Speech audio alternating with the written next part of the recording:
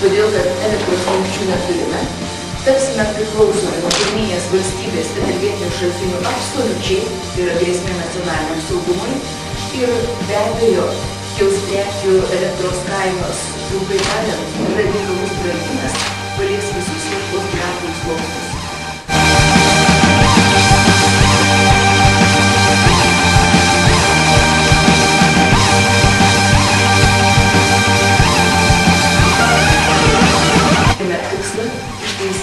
Lietuvos Seimo padaryta labai rimta klaida, kalbant apie atominės energetikos plėtros potencialą, kuri buvo padaryta praeitų metų, 2007 metų, gegužės 3 dieną, kai Seimas atmetė Ignalinos atominės elektrinės antrojo bloko veiklos pratęsimo įstatymą.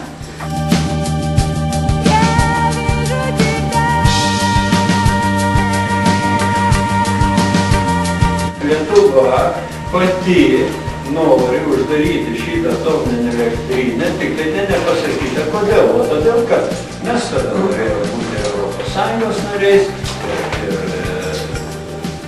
NATO nariais ir taip toliau.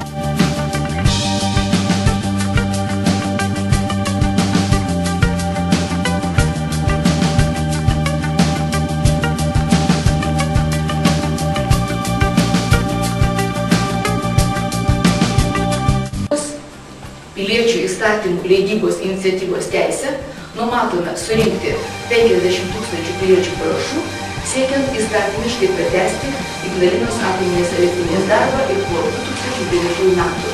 Techninės galimybės yra, tai nėra brangu.